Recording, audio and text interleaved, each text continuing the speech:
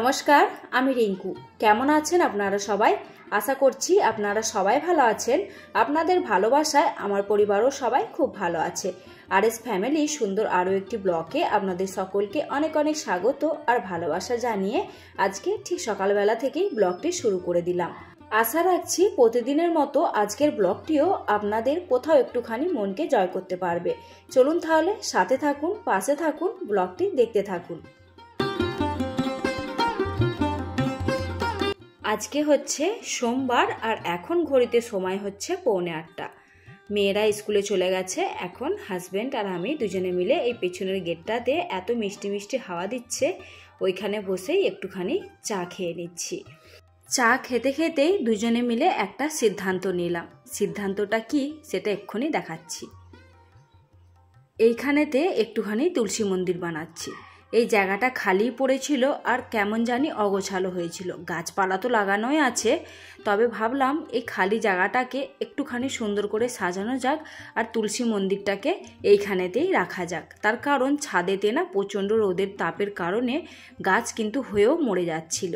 একটা গাছ অনেক কষ্টে একটুখানি বড় হয়েছে। ভাবছি এই দিকটা না অল্পতেই ছাওয়া পড়ে যায়, তো মানে সকালের দিকে মিষ্টি রোদরা লাগবে, তারপরেই ছাওয়া পড়ে যাবে। তো গাছপালা দেখছি এই দিকে আনার পরে না বেশ সবুজ সবুজ পাতা বেরোচ্ছে আর খুব সুন্দর মানে গাছগুলো আছে।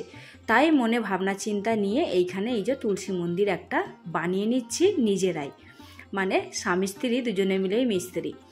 কয়েকটা ইট বিছিয়ে দিলাম। প্রথমে কিন্তু একটুখানি মাটি দিয়ে বরাবর করে দিয়েছি, তারপরে ইট বিছিয়ে ওই ট্যালটাকে রেখে হাজব্যান্ড কিন্তু এখন কাজ করছে ওই তুলসী মন্দিরে। আর আমি ভাবলাম একটুখানি এগুলো রোদে দিয়ে দিই, তার কারণ কালকে রাত্রেবেলা শ্বেতামা কিন্তু বিছানায় জল ঢেলে দিয়েছিল। তো সেই জন্য মোটামুটি মানে বাইরের বেডটা, যে ছোট বেডটা, সেই বেডটায় সেইগুলো যতটুকু যা মিলে দেওয়ার ছিল সেগুলোকে মিলে দিলাম। বাকি কিন্তু এদিকে একবারে মেশিন লাগিয়ে দিচ্ছি। তার কারণ কালকে সানডে ছিল, তবু কিন্তু কালকে কাচাকুচি সেরকম একটা করা হয়নি। তাই ভাবলাম আজকে একটুখানি মেশিন লাগিয়ে দিই। রোদ সেরকম না হলেও বেশ কিন্তু মিষ্টি মিষ্টি হাওয়া দিচ্ছে, তো ভাবলাম হাওয়াতে তো মেশিনের কাছা শুকিয়েই যায়, তাই একটুখানি মেশিন লাগিয়ে দিলাম। তারপরে আমি চলে আসলাম একটুখানি সবজি নিয়ে কাটাকাটি করতে। মেয়েদেরকে কিন্তু লাঞ্চ দেওয়া হয়নি, তো ভাবলাম 9টার মধ্যে মোটামুটি নাস্তাটা বানিয়ে নিই। আর ওইদিকে কিন্তু হাজব্যান্ডের কাজ চালিয়ে যাচ্ছে। একটু আধটু আমি বলে বলে দিচ্ছি বা দেখিয়ে দিচ্ছি বা নিজে যে একটু আধটু হাত লাগাচ্ছি। তো তারপরে দাঁড়ান আপনাদেরকে ফাইনাল লুকটাকে দেখাই।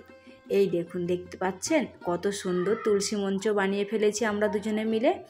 মানে এই ট্যালের টুকরোগুলো না বাড়িতে যখন কাজ হয়েছিল তখন ছিল, তো এই টুকরোগুলো দিয়েই কিন্তু মাপ অনুযায়ী বেশ সুন্দর করে এখানে একটা তুলসী মঞ্চ বেনে গেল।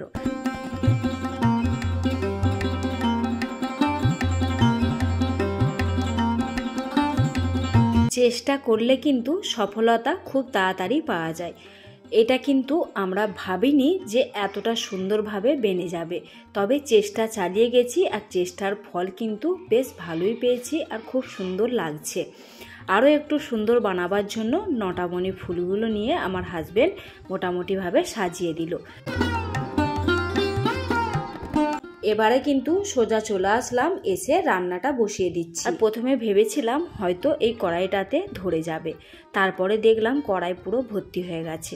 অবশ্য ভিন্ডির সবজি পরে কমে যাবে, কমে গেলে আবার কড়াতে খুঁজেই পাওয়া যাবে না। তবে যেমন মানে কোনো শাক পাতা ভাজা করলে যেমন হয় না, প্রথমে দিলে পুরো কড়াই ভরে যায়, তারপরে একদম কড়ার তলায়তে লেগে যায়, সেই রকম আর কি। তো যাই হোক, মোটামুটি একটু কষ্ট হবে প্রথমটা, তারপরে একটু ঢাকা দিয়ে নাড়া ভাজা করতে করতে কিন্তু বেশ মানে কমে যাবে। দেখলেন অনেকটা কিন্তু ভাজা করতে করতে কমে গেছে। তারপরেতে দিয়ে দিলাম একটু আদা রসুন আর টমেটোর পেস্ট, একদম শুকনো শুকনো একটা ভাজা বানাবো। তারপরেতে দিয়ে দিচ্ছি ধনের গুঁড়ো আর লঙ্কার গুঁড়ো, আর হলুদটা কিন্তু আমি আগেতেই দিয়ে দিয়েছিলাম। তার কারণ ভিন্ডি ভাজাতে দেখবেন খুব তাড়াতাড়ি ভিন্ডি ভাজা হয়ে যায়, সেই জন্য কিন্তু হলুদের একটা মানে গন্ধ ছাড়ার ব্যাপার থাকে, তাই সবার প্রথমে দিয়ে দিয়েছিলাম। তারপরে এবারে দিয়ে দিচ্ছি একটু একটুখানি ম্যাগি মশলা। শ্বেতামার জন্য ম্যাগি বানিয়ে পাঠাবো লাঞ্চে, তো ও কিন্তু পুরো ম্যাগি মশলাটা দিলে খেতে পারে না, সেই জন্য ওর যতটা লাগবে ততটা রেখে দিয়ে এই ম্যাগি মশলাটা ভেন্ডি ভাজাতে দিয়ে দিলাম। আর ম্যাগি মশলা ভেন্ডি ভাজাতে দিলে এত সুন্দর টেস্ট হয় খেতে, আপনারা যদি না করে থাকেন এরকমভাবে একবার ট্রাই করে দেখতে পারেন। মোটামুটি ভিন্ডি ভাজাটা ওইদিকে হয়ে গেল, এবারে শ্বেতামার ম্যাগিটাও বসিয়ে দিচ্ছি। আর এখন ঘড়িতে সময় হয়ে গেছে 8:45। তো মোটামুটি এবারে রুটিগুলো বানিয়ে নিচ্ছি।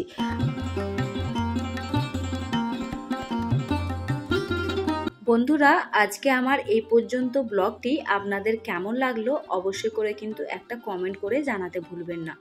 যদি একটু বেশি ভালো লেগে থাকে তো প্লিজ একটা লাইক করে দেবেন। আর যদি আমার কোনো নতুন বন্ধু এই পর্যন্ত ব্লগটি দেখে থাকেন, আপনাদের যদি কোথাও একটুখানি এই ব্লগের মধ্যে দিয়ে মনকে ছুঁতে পারি, তাহলে কিন্তু আপনারাও একটা ছোট্ট করে কমেন্ট করে জানাবেন আপনারা কোথায় থেকে আমাকে দেখছেন। আর যদি পারেন চ্যানেলটিকে সাবস্ক্রাইব করে আমাকে ইউটিউব পরিবারে একটুখানি জায়গা করে নিতে সাহায্য করবেন।